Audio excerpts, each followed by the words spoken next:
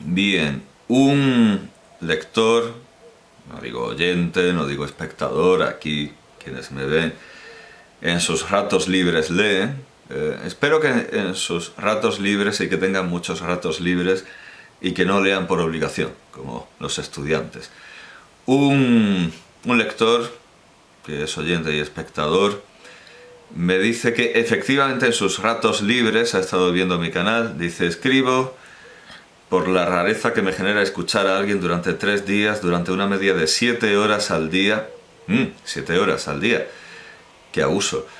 Vaya, por fin un ruido nuevo en la calle. Cascos de caballos. ¿Es alguna fiesta o algo? Bueno, cascos de caballos. Normalmente por Andújar no pasan los caballos. Ahora sí. Cascabeles y tal. Una novedad. No sé si se oyen. En fin, durante una media de 7 horas al día, esto es no por ser un nini, o sea, alguien que ni estudia ni trabaja. Antes he visto que alguien tenía complicaciones para entender cuando he dicho que una experiencia cercana a la muerte es como el que tiene un tío en Granada, es decir, ni tiene tío ni tiene nada. Una experiencia cercana a la muerte no es la muerte. ¿Ha vuelto de la muerte? No, no ha vuelto de la muerte. Casi se muere, como esa novela de Chumichúmez, ayer casi me muero, pero eso no es me he muerto y he vuelto. Bueno, pues eso, como hay gente que no entiende lo de que el que tiene un tío en Granada ni tiene tío ni tiene nada, tendré que explicar que un nini es alguien que ni estudia ni trabaja en la España actual, en la España peninsular actual, sino por dedicarme durante el periodo estival al socorrismo acuático y haya habido tormentas intermitentes y frío estos días. Esto no me suena muy peninsular. Bueno, no sé dónde habrá habido tormentas estos días. Bueno, pues me hace una petición, aunque dice: para el vicio del pedir está la virtud de no dar. Efectivamente, muy bien. Y me pregunta: ¿es posible cambiar el mundo a mejor? ¿Es posible cambiar el mundo a mejor? Bueno, el mundo cambia a mejor solo. Ahora, ya lo he dicho, vivimos mucho mejor que en el siglo XIV, por ejemplo, que además hubo microglaciación, había peste, había guerras en todo el mundo y, por supuesto, tiranos y canibalismo, algo que San Agustín creía desterrado ya con el cristianismo. Ya no hay cristianos ni caníbales, y Lactancio también estaba entusiasmado. No. Sigue habiendo tiranos y caníbales, y desde luego hace poco ponía el ejemplo de Orderafi como un tirano modélico. El mundo mejora solo, el mundo es perfectible, como decía Santo Tomás de Aquino, pero al fin y al cabo el mundo, este mundo material, va a desaparecer. El Sol va a morir, se le puede preguntar a cualquier científico. El Sol finalmente está destinado a morir y se nos va a llevar a todos por delante, a todo el sistema solar por delante. Y desde luego no sería un buen momento en el que existir cuando el Sol se lo lleve todo por delante. Bueno, por supuesto, como humanidad, si tenemos ciertas pretensiones, sí que podríamos salir del sistema solar e ir poco a poco, yendo de planeta en planeta hasta encontrar otra, en fin. Pero lo que es el sistema solar, lo que es, además, es que pregunta por el mundo, ¿vale? Lo que es el mundo tal como lo conocemos, el mundo tal como lo conocemos está condenado a que el Sol se lo lleve por delante. Esto se va a ir al guano en fin, nos pongamos como nos pongamos. Al igual que todos vamos a morirnos, eso también. Entonces, claro, la pregunta no es tanto esa. ¿Es posible cambiar el mundo a mejor? Ya lo digo, el mundo mejora solo. Va mejorando, en fin, va mejorando sin que nosotros hagamos demasiado. Va mejorando simplemente por, yo qué sé, por la historia de la salvación, o por la providencia, o como se quiera, o por la entropía, no lo sé. Bueno, en fin, pero indudablemente es posible que el mundo cambie a mejor. Sí, el mundo cambia a mejor. El mundo nuestro es mejor que el mundo del siglo XIV. Mejor dicho, replanteo la pregunta, ¿merece la pena esforzarte? O sea, ¿merece la pena esforzarse en cambiar el mundo? Esta es la verdadera pregunta. Y hay muchas y muy buenas razones para hacérsela. En primer lugar, total, si al final el mundo va a desaparecer. Bueno, pero igualmente, ya lo he dicho otras veces, el 100% de los pacientes de un médico va a morir. Hay que asumir que hay tareas perdidas, que era lo que decía Freud en el prólogo a Eichhorn, que ya he estudiado en la Biblioteca Ideal. Hay 3 tareas, desde luego, perdidas, que son gobernar, porque si el gobernado no quiere curar, al final el paciente se muere, y psicoanalizar o educar. Primero dice educar y luego lo lleva al terreno del psicoanálisis, porque si el psicoanalizado no quiere, pero bueno, es educar. Evidentemente, si alguien no quiere ser educado, pues no va a ser educado. Son tareas perdidas. ¿Conviene no hacerlas porque no merece la pena? Porque al final uno mira alrededor y ve que en el gobierno está Pedro Sánchez y que la alternativa es Feijóo. Bueno, qué desastre es esto. O uno ve que intenta educar a sus congéneres y no recibe más que insultos que además son plenamente coincidentes. A mí, la gente que me insulta porque es admiradora de Elisabeth Duval, me insulta de la misma manera, con la misma técnica, con el mismo estilo, que la gente que me insulta porque es admiradora de Jesús Maestro o de personajillos oscuros de otras sectas filosóficas, o porque es de extrema derecha, o porque es de extrema izquierda, porque es nazi, o porque es maoísta. Todos me insultan de manera parecida. Y todo es igualmente desastroso en todos los bandos.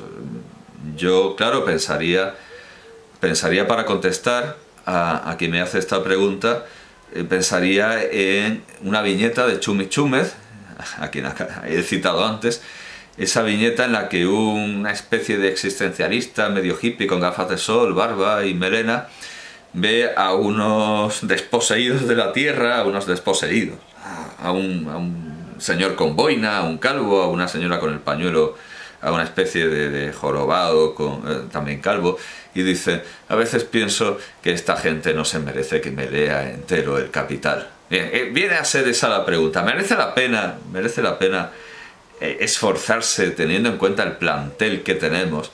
Y estoy hablando de la educación, porque incluso en la sanidad hemos visto casos de médicos de la sanidad pública que están ejerciendo su valiosísima e imprescindible labor, y resulta que viene un tío y les pega con una barra de hierro en la cabeza. Viene un paciente y les pega con una barra de hierro en la cabeza. O a los policías se les echa ácido en la cara. O sea, merece la pena, porque ya no estamos hablando de gente que te insulta en redes o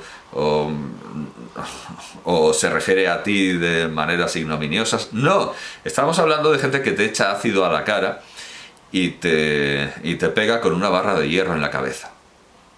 ¿Merece la pena? Bueno, evidentemente no merece la pena. Es más, ya lo digo, el paciente al final se va a morir, etc. Pero es que da igual, porque hay que hacerlo. No es algo que uno piense que me levanto. No. Hay que hacerlo. De hecho, voy a... bueno, claro, está el típico ejemplo del señor. Creo que es una anécdota que se atribuye a Swift. Jonathan Swift tenía... se atribuye a Swift y se podrá atribuir a mucha otra gente. Tenía un criado perezoso que no le limpiaba las botas, y le decía el criado: es que, señor, va a salir a la calle y se van a volver a manchar de barro. Y Swift, o el señor de la anécdota que cambia, pues cuando el criado fue a buscar su cena, se encontró la cena vacía. Y le dijo Swift, o el señor a quien se atribuya la anécdota: es que sé que luego vas a volver a tener hambre, entonces ¿para qué te voy a dar de comer? Esto naturalmente viene de un pasaje neotestamentario, viene de un pasaje bíblico, viene de la segunda epístola de San Pablo a los tesalonicenses, que dice así en la traducción de Félix Torres Amat. Así es que aun estando entre vosotros os comunicábamos esto. Bueno, la acentuación puede ser que aún estando entre vosotros, lo que pasa es que como es del siglo XIX, os comunicábamos esto. Quien no quiere trabajar, tampoco coma. El que no trabaje, que no coma. Si uno dice, no, es que no merece la pena, pues tampoco merece la pena comer, porque al final te vas a morir. Así que, ¿qué más da? Trabajar, no trabajar, comer, que no comer. Hombre, viene a ser como lo que Diógenes Laercio atribuye a Tales. Le preguntaban qué diferencia hay entre vivir y morir, y Tales decía, es lo mismo. Y le preguntaban, ¿y por qué no te mueres? Pues porque es lo mismo, ¿para qué me voy a morir? Bueno, pues si es lo mismo trabajar que no trabajar, también debería ser lo mismo comer y no comer. Porque sigue diciendo San Pablo, porque hemos oído que andan entre vosotros algunos bulliciosos que no entienden en otra cosa que en indagar lo que no les importa. Pues a estos los apercibimos y les rogamos encarecidamente por nuestro Señor Jesucristo que trabajando quietamente en sus casas coman así su propio pan o el que ellos se ganen. Vosotros, hermanos, de vuestra parte no os canséis de hacer bien. Y si alguno no obedeciere a lo que ordenamos en nuestra carta, tildadle al tal y no converséis con él, para que se avergüence y enmiende. Mas no le miréis como a enemigo. Bueno, dice, simplemente no lo miréis. Sino corregidle como hermano con amor y dulzura. O sea, es contradictorio, porque por un lado dice, hacedle el vacío, pero con dulzura. Estas complicaciones como la de ser cautos, ser astutos como serpientes y cándidos como palomas, ¿cómo se come esto? Es complicado, desde luego. Lo que pide la exigencia evangélica y neotestamentaria es desde luego compleja. Así el mismo Señor y autor de la paz os conceda siempre paz en todas partes. El Señor sea con todos vosotros. Se ha quedado descansando. El saludo de mi propio puño, Pablo, lo cual sirve de contraseña en toda carta mía. Así escribo o firmo. Vale, se ha quedado descansando, dice. No converséis, pero con amor y dulzura. En todo caso, el que no trabaje, que no coma. Esto es condensación de lo que he estado diciendo antes, que es bastante proletario y bastante obrerista. Dice, pues bien sabéis, había dicho antes, pues bien sabéis vosotros mismos lo que debéis hacer para imitarnos, por cuanto no anduvimos desordenadamente o causando inquietudes entre vosotros, ni comimos el pan de balde, o a costa de otros, sino con trabajo y fatiga, trabajando de noche y de día para ganar nuestro sustento, por no ser gravosos a ninguno de vosotros. Claro, todo esto contradice la doctrina eclesiástica del diezmo y ese deber con la Santa Madre Iglesia de asistir a la Iglesia con sus necesidades. A la Iglesia sí, pero no a los curas y a los predicadores, que según San Pablo deberían amasarse su propio pan o comprarlo con el fruto de su propio trabajo. Pero si no trabajan, que no coman. Así que, bueno, esto es lo que dice San Pablo de su propio puño, como estamos viendo. Naturalmente todo esto, al mismo tiempo que lo podemos encontrar en las epístolas de San Pablo, nos podemos retrotraer hasta el Evangelio, San Marcos, Marcos 4, también en la traducción de Félix Torres Amat. El capítulo 4 no tiene desperdicio para esta cuestión de ¿merece la pena? Bueno, vamos a leer el capítulo 4 del Evangelio de San Marcos, del Evangelio según San Marcos. Otra vez se puso a enseñar cerca del mar, o sea, Jesucristo evidentemente, y acudió tanta gente que le fue preciso subir en una barca y sentarse en ella dentro del mar, estando toda la gente en tierra a la orilla. Y les enseñaba muchas cosas, usando parábolas, y les decía así conforme a su manera de enseñar. Escuchad, haced cuenta que salió un sembrador a sembrar, y al esparcir el grano, parte cayó junto al camino, y vinieron las aves del cielo y lo comieron.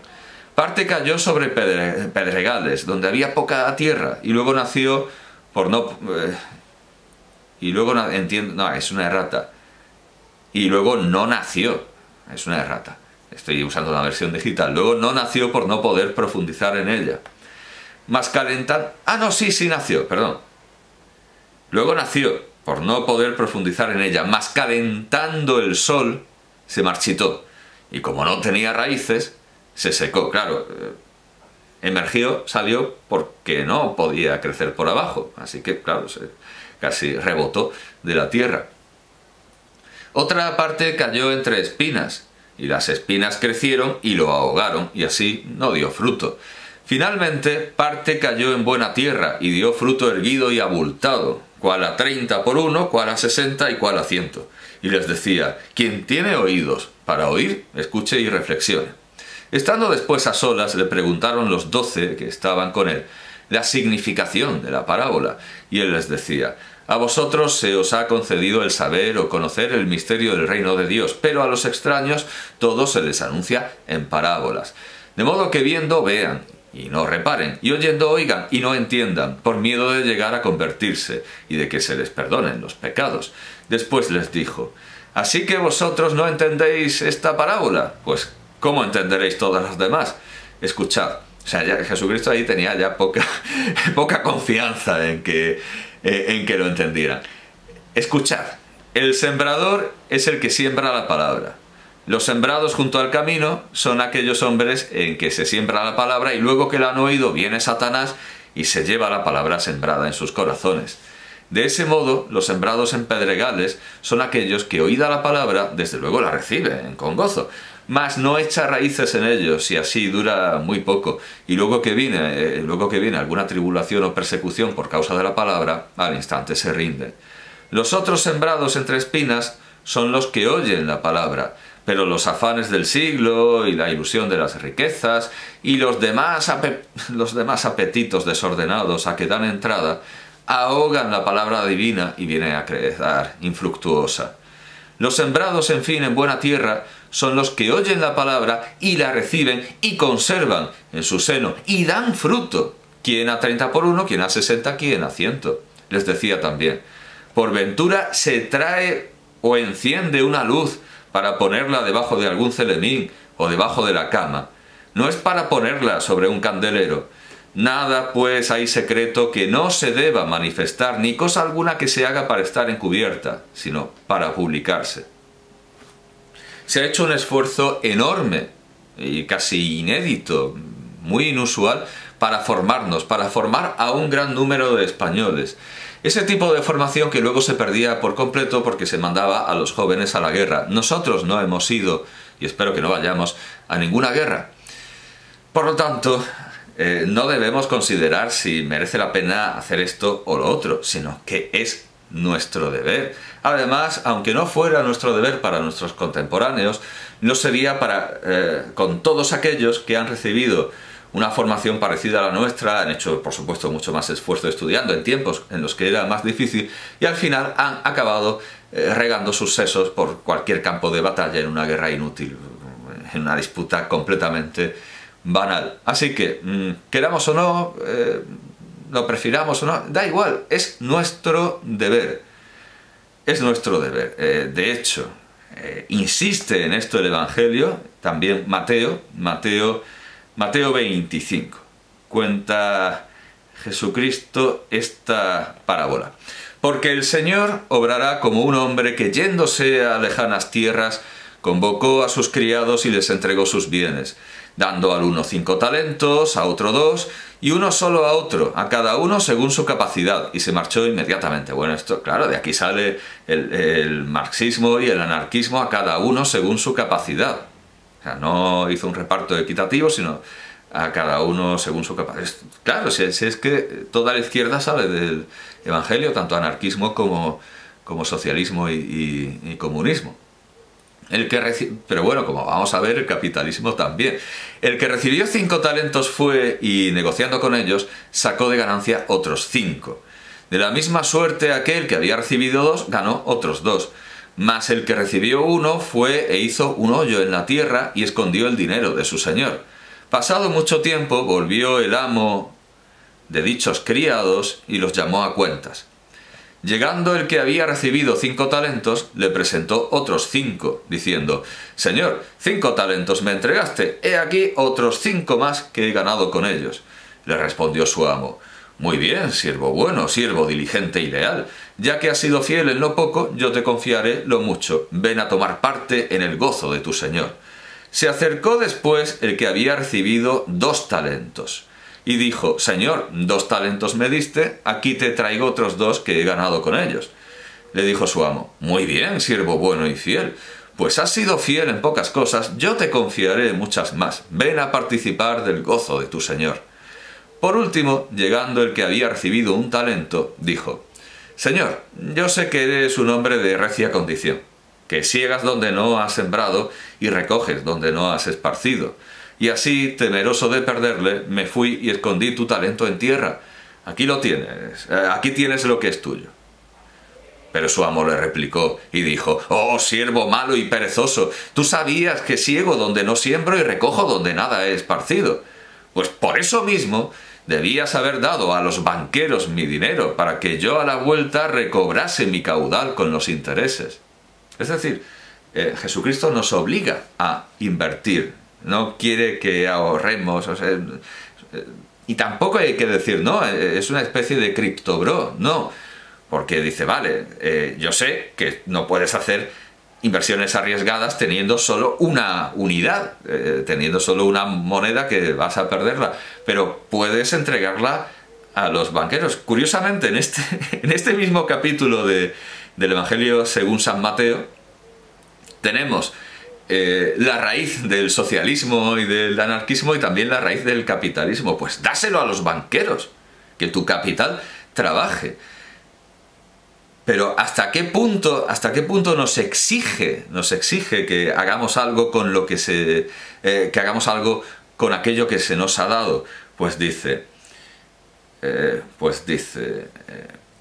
pues por eso mismo deberías haber dado a los banqueros mi dinero, para que yo a la vuelta recobrase mi caudal con los intereses, porque a quien tiene se le dará, y estará abundante o sobrado, mas a quien no tiene se le quitará aún aquello que parece que tiene. Ahora bien, a ese siervo inútil, arrojadlo a las tinieblas de afuera. Allí será el llorar y el crujir de dientes. Cuando venga pues el Hijo del Hombre con toda su majestad y acompañado de todos sus ángeles, se sentará entonces en el trono de su gloria, y hará comparecer delante de él a todas las naciones, y separará a los unos de los otros como el pastor separa las ovejas de los cabritos, poniendo a las ovejas a su derecha y a los cabritos a la izquierda. Entonces el rey dirá a los que estarán a su derecha: «Venid, benditos de mi Padre, a tomar posesión del reino celestial, que os está preparado desde el principio del mundo. Porque yo tuve hambre y me disteis de comer, tuve sed y me disteis de beber, era peregrino y me hospedasteis». Claro, sin pensar, si el peregrino se va a morir y el sediento se va a morir, todos se van a morir, ¿para qué vamos a hacer nada? «Estando desnudo me cubristeis, enfermo y me visitasteis, encarcelado y vinisteis a verme y consolarme». A lo cual los justos le responderán diciendo: «Señor, ¿cuándo te vimos nosotros hambriento y te dimos de comer, sediento y te dimos de beber? ¿Cuándo?» Esto ya parece un diálogo budista. «¿Cuándo te hallamos ir?» Las bienaventuranzas que sabemos todos. Bueno, y todo el mundo conoce el final del pasaje. Por lo tanto, todos aquellos que consideran que tienen un talento, de hecho, esta parábola ha convertido el nombre de la moneda en el nombre de una cualidad física, espiritual, tener un talento, tener un don, algo que nuestro Señor nos ha dado y nosotros tenemos que, como siervos diligentes, tenemos que incrementar, bien, yo qué sé, con criptomonedas o bien metiéndolo directamente en una claro, el siervo podría haber pensado: sí, si lo meto en una cuenta de banco me pueden hacer corralito. Hombre, sí, y si lo entierras también te lo pueden robar. También puede venir algún listo que ve la tierra removida y se lo puede llevar. Toda esta gente que viene aquí a insultarme, a decirme: «Oh, lo estás haciendo mal». Bueno, si son tan listos, y tienen tantos dones y tantos talentos, y solo los están empleando en insultarme de manera continua y fiel, con disciplina, de hoy me voy a levantar y voy a... Pues evidentemente están desaprovechando su talento de la peor manera posible. Hay gente que solo va a dejar como obras completas una retahíla de insultos en en redes sociales, pero no va a hacer crecer su dinero, no va a hacer crecer bueno, literalmente el dinero, no en sentido metafórico y parabólico, sino el dinero tampoco les va a crecer, es decir, nadie les va a pagar por insultarme en redes sociales, nadie les va a pagar por eso, así que no sé qué están haciendo, no ya con la vida eterna, qué están haciendo con su vida. Realmente se puede determinar con perfecta certeza que quien hace ese tipo de cosas ha fracasado en su vida, es un fracasado de la vida. Eso ya lo dije en mi teoría del troll de internet. Por lo tanto, no se trata, ya lo digo, no se trata de preguntarse, ¿merece la pena? No, hay que hacerlo. Ahora bien, vamos a leer un poco de lo que tantos escritores han llamado nuestra Biblia nacional. Francisco Umbral, seguramente Unamuno, sí, nuestro libro sagrado de los españoles, el Quijote. Vamos a leer el capítulo 4 de la primera parte del Quijote, de lo que sucedió a nuestro caballero cuando salió de la venta. La del alba sería cuando Don Quijote salió de la venta tan contento, tan gallardo, tan alborozado por verse ya armado caballero, que el gozo le reventaba por las cinchas del caballo. Mas viniéndole a la memoria los consejos de su huésped, cerca de las prevenciones tan necesarias que había de llevar consigo, especial la de dineros y camisas, determinó volver a su casa y acomodarse de todo, y de un escudero, haciendo cuenta de recibir, bueno, estoy viendo la edición del Centro Virtual Cervantes, del Instituto Cervantes, bueno, en fin, creo que hay que leerlo todo, porque es significativo que todas estas cosas pasen al mismo tiempo. Haciendo cuenta de recibir a un labrador vecino suyo, que era, claro, es que como quien no quiere la cosa, esto pasa también en el capítulo 4, ni más ni menos que la creación de un personaje universal como es Sancho Panza. A un labrador vecino suyo que era pobre y con hijos, pero muy a propósito para el oficio escuderil de la caballería. Con este pensamiento guió a Rocinante hacia su aldea, el cual, casi conociendo la querencia, con tanta gana comenzó a caminar que parecía que no ponía los pies en el suelo. No había andado mucho cuando le pareció que a su diestra mano, de la espesura de un bosque que allí estaba, salían unas voces delicadas como de persona que se quejaba, y apenas las hubo oído cuando dijo: «Gracias doy al cielo por la merced que me hace, pues tan presto me pone ocasiones delante donde yo pueda cumplir con lo que debo a mi profesión y donde pueda coger el fruto de mis buenos deseos. Estas voces, sin duda, son de algún menesteroso o menesterosa que ha menester mi favor y ayuda».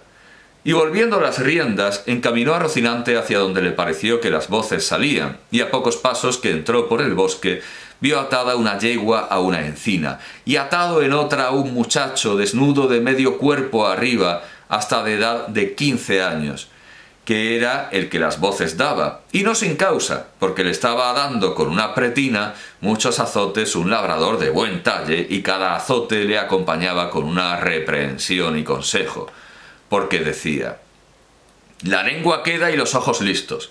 Y el muchacho respondía: «No lo haré otra vez, señor mío, por la pasión de Dios, que no lo haré otra vez, y yo prometo de tener de aquí adelante más cuidado con el hato». Y viendo Don Quijote lo que pasaba, con voz airada dijo: «Descortés caballero, mal parece tomaros con quien defender no se puede. Subid sobre vuestro caballo y tomad vuestra lanza», que también tenía una lanza arrimada a la encina donde estaba arrendada la yegua, «que yo os haré conocer ser de cobardes lo que estáis haciendo». Me he parado porque hay una nota, las notas dificultan.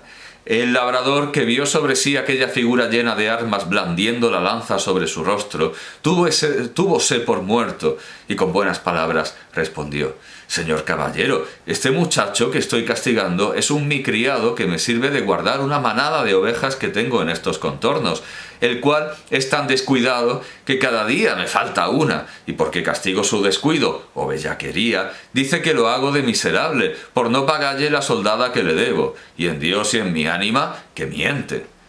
«Miente delante de mí, ruin villano», dijo Don Quijote, «por el sol que nos alumbra que estoy por pasaros de parte a parte con esta lanza. Pagadle luego sin más réplica, sino por el Dios que nos rige, que nos concluya y aniquile en este punto. Desatadlo luego». El labrador, bajó la cabeza y sin responder palabra desató a su criado, al cual preguntó Don Quijote que